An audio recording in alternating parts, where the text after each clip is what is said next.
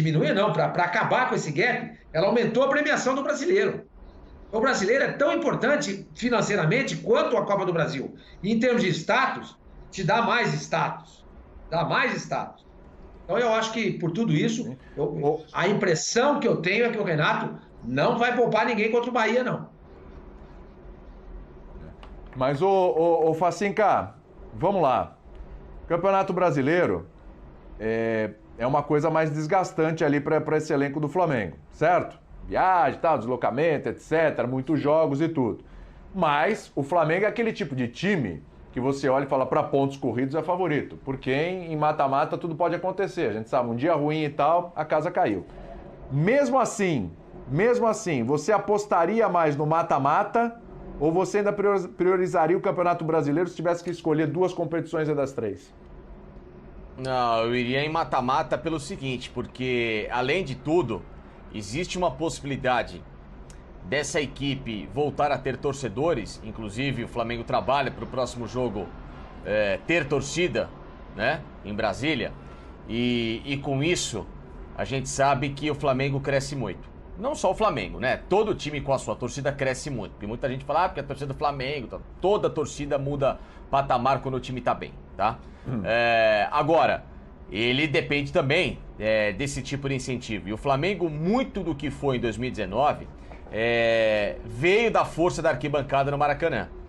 Então, o torneio de mata-mata, ele, pelo caráter que tem mais emocional, ele molda um caráter de elenco que justamente pode fazer do Renato Gaúcho um cara idolatrado por essa torcida de novo, né? O cara que ganha uma Libertadores, que vai buscar aquele jogo de mata-mata, uma quarta de final com um rival mais pesado, aquele jogo em que você vai clamando pela emoção do torcedor. A gente sabe que o brasileiro é um campeonato mais destrinchado e que ele tem emoções mais esporádicas ao longo da competição, principalmente somente na reta final. Agora o mata-mata ele já vai te dando, né, esse tipo de cancha que pode ser muito bacana. E além da premiação que ainda da Copa do Brasil é maior, aquela premiação mais imediata, né? Porque o Flamengo já tem o valor da televisão garantido, né? Lógico que a premiação do campeão, ela é uma somatória, né? São mais 33 milhões. Puxa vida, é um negócio fora do comum, muito bom. Mas na Copa do Brasil é o dobro. Então você tem não é fácil, mais curto. Não é. Mais, Não é. Porque na Copa do Brasil, você não tem o dinheiro da televisão. Você tem a premiação. Você entendeu? No Campeonato Brasileiro, você tem o dinheiro da televisão mais a premiação. Mas o dinheiro da televisão é anual, é pelos jogos que você compra. Ela pega um pacote todo, incluindo o Campeonato Brasileiro. Se você não jogar a Série A, sim, você não vai receber esse dinheiro. Sim, claro, mas ninguém tá falando que o Flamengo vai brigar para não cair, não é isso, ao contrário. O Flamengo vai ganhar o mesmo dinheiro estando na Série A. Isso faz parte do contexto.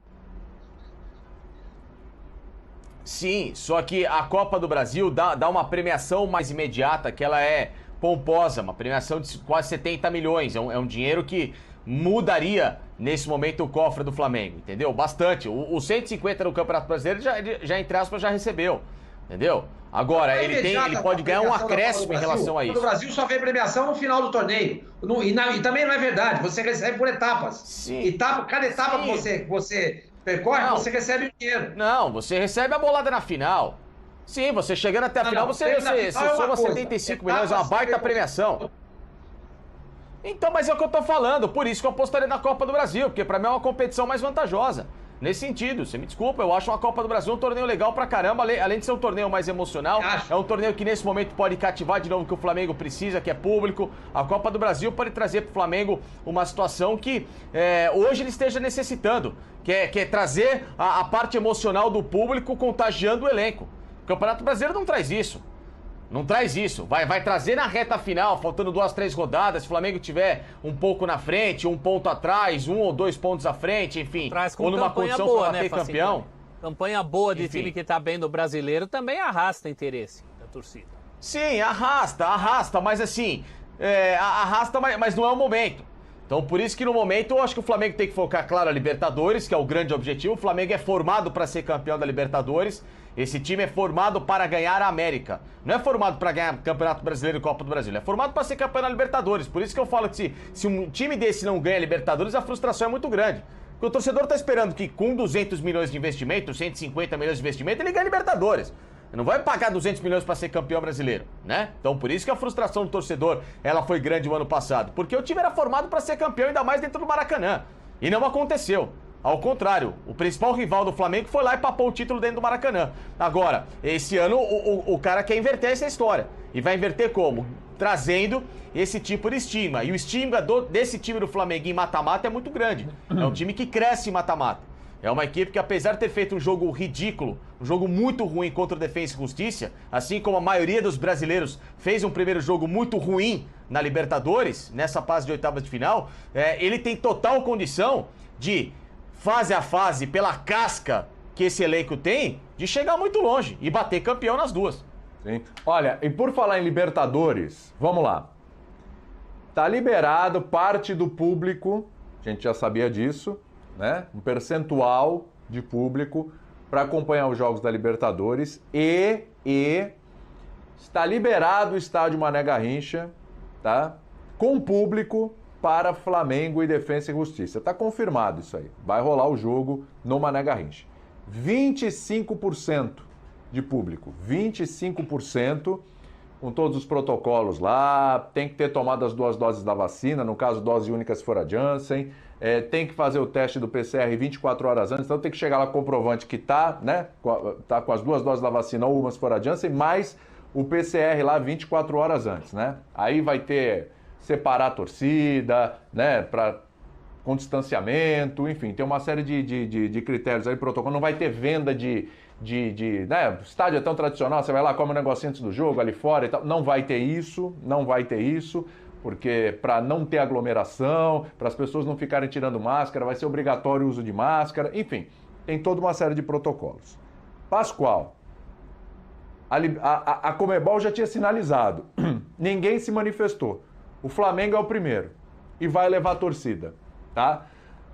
O Flamengo foi ligeiro, o Flamengo foi esperto, no bom sentido, hein? Tô falando, os caras liberaram lá, eu vou lá e vou fazer. Ou a gente tem que pensar numa desvantagem que os outros não fizeram, o Flamengo vai ter uma torcida, os outros não tiveram. Por exemplo, Defensa e Justiça não teve público no estádio dele.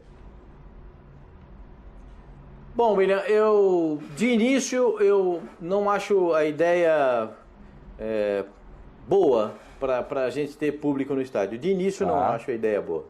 Porque eu acho que a gente só pode pensar quando mais da metade da população tiver sido vacinada.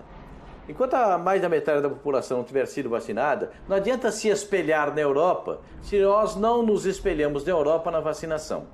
Então, de início, a ideia, eu não gosto da ideia.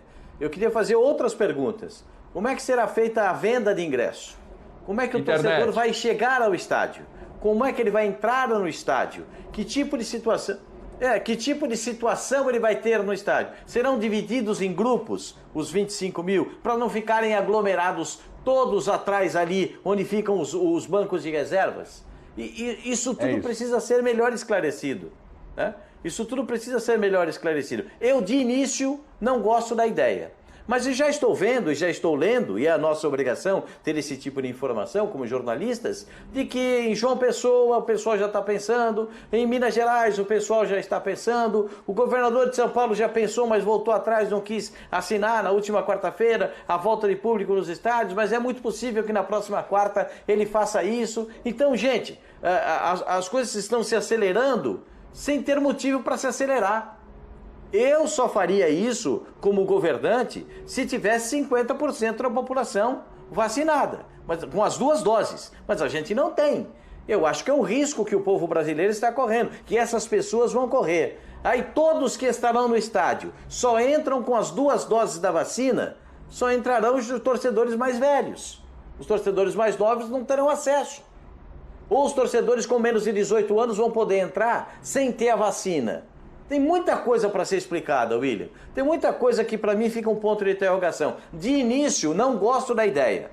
Gostaria que tivéssemos uma vacinação mais acelerada, mais em condições de ter o público no estádio. Nós não temos. Mas na Eurocopa não pensamos nisso. Lá já tem 75%, 60%, 70% da população vacinada, em termos de Europa. No Brasil, não. No Brasil, nós não chegamos a uma marca razoável para ter torcedor do estádio. Eu não gosto. Tá. Só para te esclarecer, o Pascoal, e até para quem não sabe ainda, assim, tem um protocolo que eu falei, venda de ingresso pela internet, tá? O espaço físico vai ser organizado para garantir distanciamento das pessoas. Serão permitidos grupos de até 6 pessoas, sabe? Grupinho aqui, grupinho ali, lá. A gente sabe como isso como vai, né? Aí daqui a pouco junta um, junta outro, mas esse é o protocolo. Vira Brasil, tá? William, vira Brasil, vira Brasil. Santos e Palmeiras, não. Decisão da Libertadores. Sem dúvida. Tudo sem junto. Dúvida. O que tá errado. O que tá errado, tá errado.